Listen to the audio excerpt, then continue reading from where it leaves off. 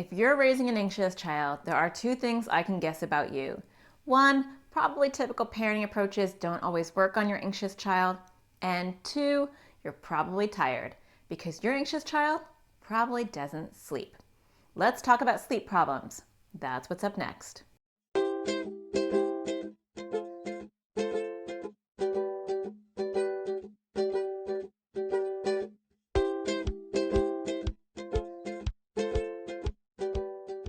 Okay, before I go into how to help a child who's anxious get some sleep, you and I have to have a talk first. For starters, you have to realize that an anxious child doesn't grow out of their sleep problems. I don't care what any well-intentioned pediatrician, relative, or best friend has told you. Don't wait and see. Don't think they're going to just grow out of this on their own. If it's anxiety-based, it's not going to happen.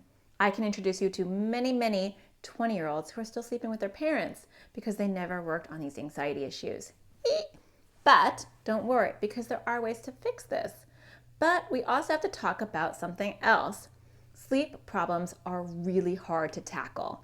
And so you and I have to have a little bit of a talk first, because if you're not in it for the long haul and you don't have the stamina for this, it's just not going to work. And so we have to talk about what that is. You can't be wishy-washy about sleep. So you have to ask yourself, do I really want my child to sleep on their own? Or am I okay doing a family bed? Or am I okay laying with my child into their fastest sleep? Or am I okay if my child comes in the middle of the night? Because your answer has to be yes or no. Because what I'm about to teach you requires you to be a firm no. If you're, when I'm tired, it's okay, or once in a while, I don't mind, but I don't want it to happen all the time. If it's an anxious child, we can't have both. It's one or the other. And I have absolutely no personal opinion about what you choose. I'm just telling you that if you're saying, I don't mind all the time, or sometimes I'm so exhausted I just can't bring them back to their bed, this approach isn't going to work for you. Now, if you're a parent who's like, Natasha, this is killing me, it's a slow drip, I am so exhausted, I can't function anymore, and I will do anything and everything that you tell me to eradicate this problem, then what I'm about to tell you can definitely help. But it's still not going to be easy. Second barrier that I normally see to what I'm about to teach you is your spouse or your partner. Because you might be on board with this and you might say, Natasha, I never wanted to do a family bed. I don't believe in laying with my child forever. It just happened that way because they're anxious. I want to learn. But your partner isn't really as gung-ho as you. Maybe your partner caves, or maybe your partner feels bad. And if that's the case, this isn't going to work either. I'm sorry, but you have to be a united front. So, if you don't really want to sleep in your child's bed and you don't want your child to sleep in your bed, and you're okay setting a clear boundary and you feel confident with that, this is going to be for you. If you have a partner that's on board or is willing to watch this video and listen and learn with you, then this is going to help you too. If those are big no's for you, you can probably stop listening now because this isn't going to help. And I don't mean that in a mean way. I'm just being super realistic. Because with sleep issues, there can be no gray. And it's really ridiculously hard. But if you stick with it, you can make progress. Because I have 3 anxious kids and they all sleep in their own bed. And sometimes it's not really pretty and sometimes they wake me up in the middle of the night. But they're all in their own bed and they all sleep relatively well. My 13-year-old sleeps beautifully because it does take a long period of time to develop those coping mechanisms. But I'm going to teach you how. Let's get started. Rule number 1 for Sleep Club is never let your child sleep with you. Rule number 2 of Sleep Club is never sleep with your child. Rule number 3 of Sleep Club is never let them sleep on the couch or near your bed. You have to be very black and white with these rules, because if you don't, if there's any wiggle room, if there's any slip-ups, you start from scratch. Every time you let your child sleep with you, you send your child a message that there is an SOS, that there is an escape from the torture that they're experiencing other than them fighting their own fears. And they're going to want to sleep with you because it feels reassuring and it feels good, which as a parent, I totally get and I understand. And if you feel bad and you feel like, you know what, I feel that way too sometimes, and I just want to give them that reassurance, then this is not going to be a good approach for you. But if you're like, I know, I get it. I feel that way too sometimes, but I want my child to feel independent. I want them to feel like they can self-soothe, and I want them to feel like they can go to bed on their own and sleep in their own room, so that when they're in a dorm room, when they're like 19, they don't need somebody else in the room with them. Then you're going to want to remember that message as you go through this marathon process of building those skills. If your child thinks that there is any remote possibility that the option of sleeping with you or you sleeping with them is on the table, they will never, ever, ever, ever, ever, ever, ever, ever try to build any other skills, because they're going to just want to default to that. So, if you are totally on board and your partner is totally on board and you're like, I'm in this for the long haul, the first step that you're going to have to do is find out the core fear that is dictating your child's sleep issues. Now, you might be saying, I don't know, she's just afraid, or she's afraid to sleep in the dark. It is different for different kids. And if you haven't seen my part 1 of this video, then you should go back, and I'll leave a link below, because you should watch that first, because there are about 4 or 5 main reasons why kids have a hard time sleeping if they have anxiety. And I outline them. Now, of course, there could be other reasons, but you want to find out what the core reason is. And a lot of them sound similar. And that's why I made a whole video on the most popular reasons why anxious kids are afraid to sleep. So go back and watch that. And if you have to, watch it with your child, if it seems appropriate, and find out what is worrying your child the most. With kids, I ask a very simple thing with a lot of different problems, and I'll say, what's the worst part about going to bed? And listen to what your child says. Do they talk about their safety? Do they talk about your safety? Do they talk about their mind racing? You need to figure out what the main problem is so that you can fix that. So instead of getting angry at your child and saying you're fine and forcing them to go back to bed, or I'm right here, you're safe, we have to figure out what their actual anxiety is, and then we have to work on reframing that. So I will leave links below on other videos I've done on how to reframe anxiety, because if I did that in this video is going to be super long. But you want to give your child skills on how to think differently. Now, might seem like semantics, but I always tell parents, don't say to your child, you're safe because I'm right here. We're right here, you're fine, go to bed. There's a lot of things wrong with that statement, even though as parents, we have all said that. I have said that. And my husband has said that. And I've said, stop saying that, even after I've said that, because there's a couple things wrong with that. One, you don't want your child to feel like they need you in order to be safe. Everybody is safe in this house. So it might seem like semantics, but say to your child, we are all safe in this house. You are safe in this house. We are safe in this house. I know it sounded kind of redundant. You don't want to link you, because then your child is going to want to sleep with you. Because if you're keeping them safe and you're right here, then they want to be right on top of you, because that feels the safest. There's nothing to be scared of, so they don't need you to keep them safe. The other thing that a lot of times parents will do is they'll say you're fine, but your child does not feel fine. And so that really feels like you're minimizing their issues and that you don't get it. And so you want to validate it, and you want to say, look, I know that you're feeling anxious.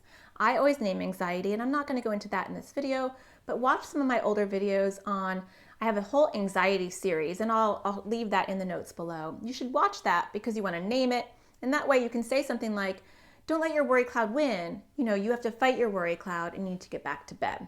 So you want to build your child's skills in order to expect them to be able to go to sleep on their own. A lot of times parents don't do that. They just get angry, but they've never addressed their child's fears, and they've never reframed their anxious thoughts.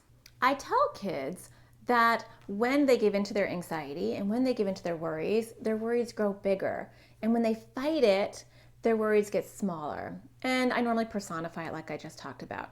So you'll say to your child, look, your dictator is going to grow bigger if you sleep with me, and I love you, and so I want your dictator to get really tiny. And so the way that we do that is we show your dictator that there is nothing to be scared of, that there really is nothing unsafe in this house or in your room, and that you're okay, your dictator is lying. That is how you use cognitive behavioral therapy approaches to help your child rethink and reframe their anxiety. Now, after you've done all that, you want to teach your child to play detective.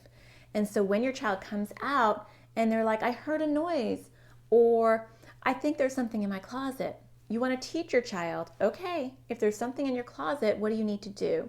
And so you want to teach them to go into their closet, turn their light on, and check behind the clothes and make sure they're okay. Go look under the bed.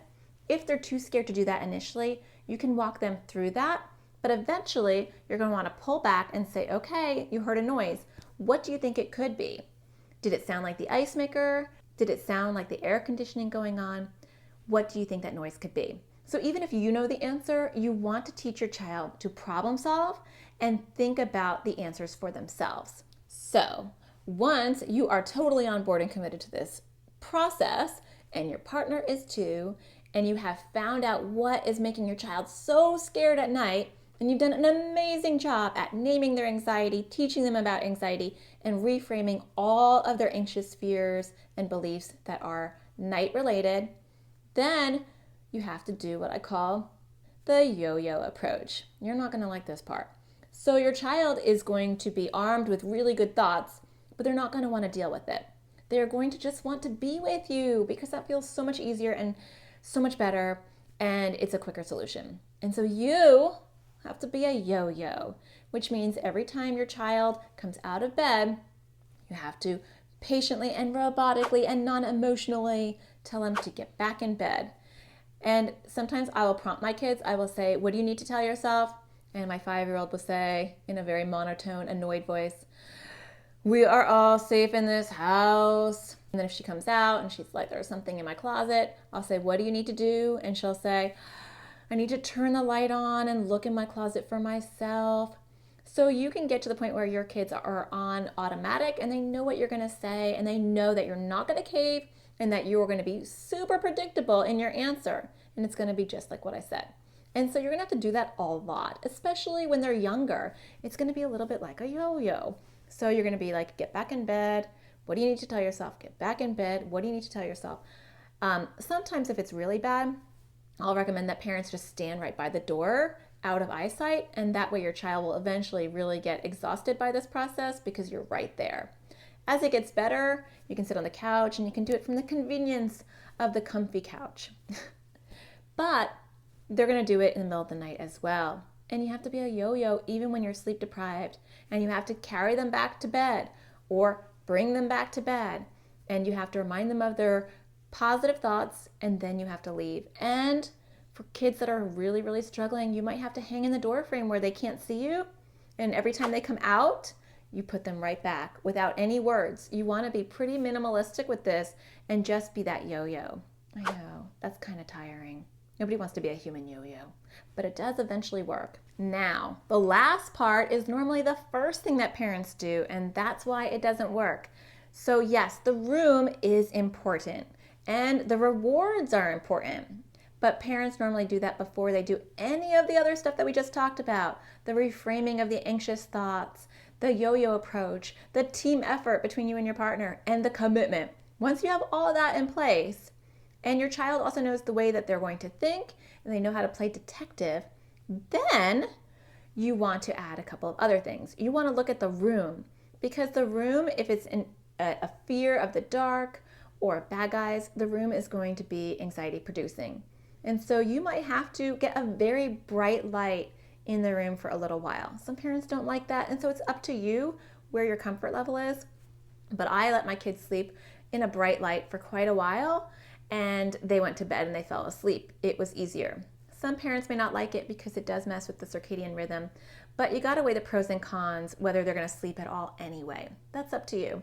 Also, you wanna think about the noise. I highly recommend a guided imagery. You can find those on Amazon. I'll leave a link below. Or something that walks your child through a relaxation is really helpful. I like music. I think that helps drown out those weird creaks and noises that kids hear. So you want to look at all the things that are like the senses, what they hear, what they smell, what they see, I think I got all of them. I don't know, what other senses do we have? So you want to look at how bright the room is, you want to look at what they're hearing, and you really want to mask whatever sounds they're going to hear, because anxious kids are super hypervigilant at night and they're constantly having one ear out to any weird noises. And so you want to mask that. And so a white noise is really important. And I prefer music that has delta waves under it or guided imagery. I think both of those are really good. The light is tricky. And also sometimes aromatherapy can be really helpful. So spraying lavender on their pillow or something like that can kind of be an added bonus. It's totally not going to fix the problem, but it's an added bonus, and who doesn't need that? I also like guided imagery the best because there are kids that are just anxious because they are ruminating and they're thinking about their day, or they're thinking they have health issues. And guided imagery really takes away their thoughts. And so not only is it masking any weird, creepy noises they're hearing, but it's taking away their thoughts. And there are some really good ones. I particularly like Lori Light because she makes them specifically for children. And I'll leave a link below to her amazing guided imagery. And you can play that for your child when they're going to sleep. And that will help not only with the noise, but it'll help with the brain. The last thing that is a total cherry on top and is not going to make or break things in the beginning until you have all the other things we talked about is a reinforcer. And so if you told me to walk up a high dive and jump off, I'd be like, absolutely not, I'm afraid of heights. But if you told me you were gonna slap like, a $500 bill on top, I would probably try because I have some incentive. Now, not that you have to break the bank, but developing like a nighttime treasure chest or something that's kind of fun and exciting definitely encourages kids to fight their anxiety a little bit more, because people don't really want to fight their anxiety, especially if they can just lay on top of you. So make a treasure box. You can go to the dollar store and fill it up with things that your child likes, or if they're older, it might be something a little bit more teenagey. But every morning when they wake up, if they've made any progress, then they get a prize or a treasure from the treasure box. And you can even do this with teenagers. You don't have to call it a treasure box so it doesn't sound babyish, but you want to set up some sort of reinforcer so that they're motivated, because fighting anxiety is already really, really tiring and exhausting. And if you add a reinforcer, they're going to be a lot more willing to kind of be on board with what you're trying to do. It's not going to fix it unless you fix the anxious thoughts, but it definitely will help. As a final side note, discipline and being punitive just isn't going to work. If it's anxiety-based, good luck trying to spank or punish. They just won't care because it's fear-based. Be patient. What I'm telling you to do is going to take a lot of time and a lot of consistency, and your child's going to have to really experience this for quite a while for you to reap any reward. So hang in there, grab a cup of coffee, and join the rest of us who are parenting anxious kids. But I hope that some of this was eye-opening, and I hope some of it will help in the long run. I hope you're having an amazing day, and I hope you find the sparkle in everything you do. Until next time, I'll talk to you later.